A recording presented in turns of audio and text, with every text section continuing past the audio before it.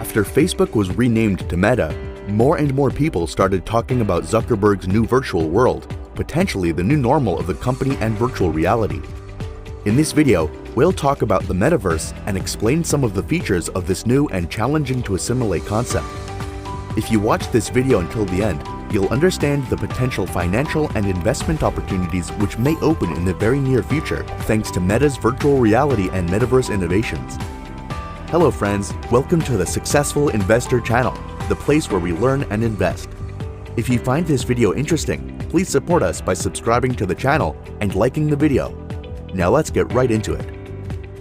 The word meta comes from ancient Greek and means after or beyond. Literally, Metaverse means beyond the physical world or beyond what's real. The first man to use the term Metaverse was Neil Stephenson, a popular science fiction writer. This term was first mentioned in his best-selling novel Snow Crash, published back in 1992 in the book Ready Player One. In another science fiction novel, he describes an advanced virtual world that seems pretty close to what we might see in the next couple of years. The fact that the idea comes from the imagination of science fiction writers may make it seem that the Metaverse is just science fiction, humorous, and completely unrealistic. But today, the Metaverse is close to reality.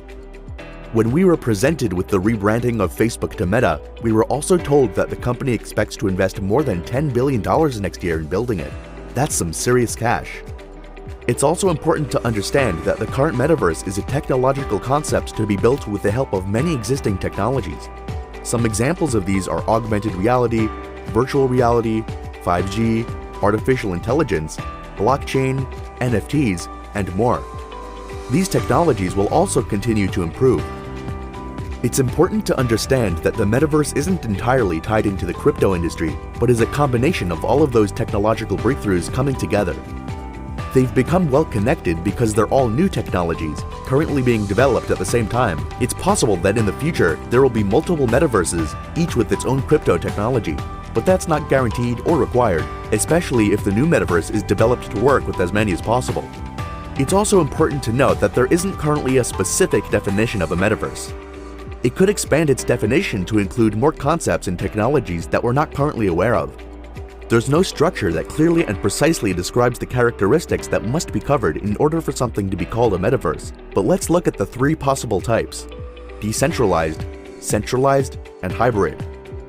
A decentralized metaverse will inevitably have crypto technologies implemented and must be built on a decentralized blockchain that will store its information and data.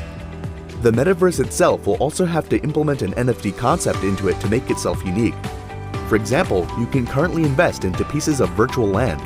Each piece of land you buy is registered as an NFT. The same thing happens with virtual objects, avatars, and other virtual items.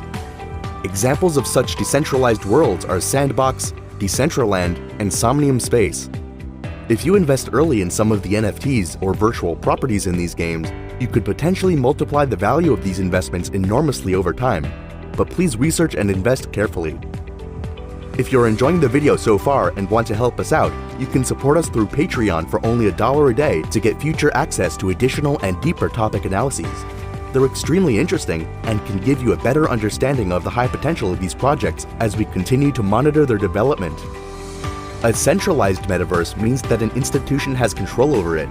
This is an obvious risk for every participant in this metaverse because everything you build in this virtual world can be taken instantly by this institution.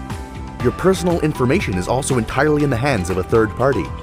In such a metaverse, it is by no means necessary to have any crypto technologies such as blockchain, NFTs, or tokens. An example of such worlds can be Fortnite or Roblox. Players entering the game's meta-universes can still play inside, but might not own anything. At the current stage, according to Meta, their metaverse will not have crypto technology, but will resemble a game, making everything inside completely under their control. This of course may change, as Meta is still in the process of building this enormous project. The third type of metaverse is hybrid, which is a centralized metaverse with decentralized processes and contracts. Right after Meta, Microsoft made a speech about their own metaverse. Nike, Burger King, and other companies have also already talked about it and have ideas for possible metaverse products and services.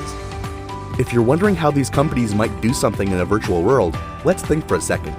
These companies will pay Facebook, Microsoft, or another metaverse company to advertise in their meta worlds. In other words, these metaverses will be additional platforms for the centralized institutions to make money from advertisements. They look forward to entering there because they expect millions to enter the new platform to interact with the meta world in the future. There may be interesting experiences inside as well. For example, there could be a virtual Burger King restaurant where you could go inside and order food. This virtual order placement can then become a real-life order, prompting the local franchise to send you your order in 30 minutes to your real physical home. And you never even have to leave the virtual reality. You just went to the metaverse's version of a fast food location and ordered a real meal from a real fast food location near you.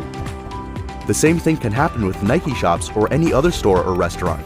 Imagine entering a store and changing your clothes into virtual Nike clothes with a click of your finger. If you like how you look, you can then order the clothes inside the virtual meta world and they'd arrive in the physical world. These are just some of the basic things at the tip of the iceberg. We can safely say that the future has subtly been redrawn. Companies have seen where the wind blows and have already begun to build and think about future commercialization, content, and features in their metaverses to attract users and customers. Even if we don't accept them, children between the ages of 5 and 10 may only remember a world where metaverses are normal.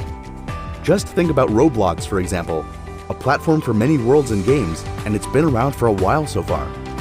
The normalcy of these platforms will grow in children's heads, whether we perceive it or not.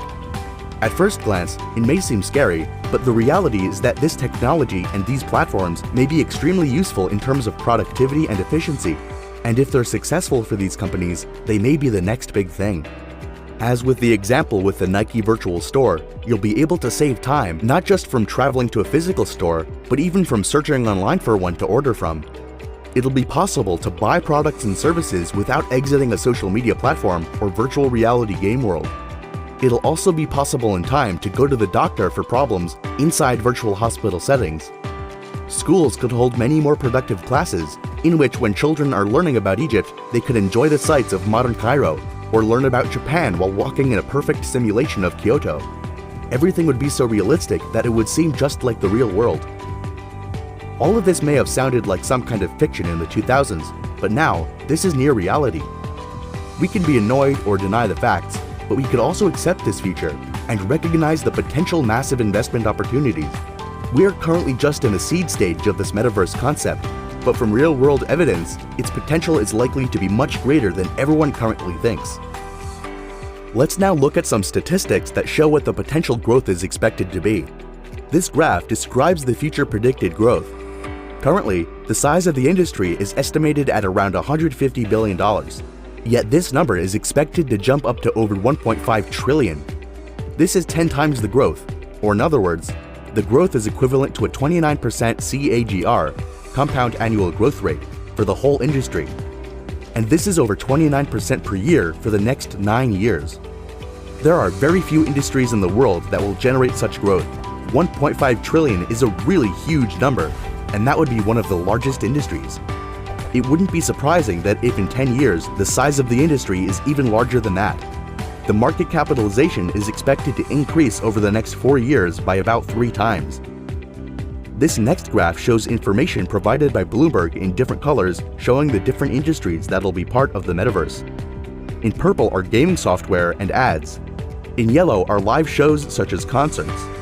In orange are ads on social networks and VR and AR hardware devices such as VR glasses, and are described in blue-green. According to Bloomberg estimates, the size of this market will account for revenues of $800 billion per year after 3 years. However, their line of percentage growth is smaller compared to the other published analysis. According to traditional crypto investors, there won't be a real metaverse for at least the next few years, because in order to call something a metaverse, it must be completely decentralized and have a fully developed blockchain interoperability option. This is something that no one has yet achieved in any crypto-related project. Blockchain interoperability represents different blockchain systems' ability to communicate with each other.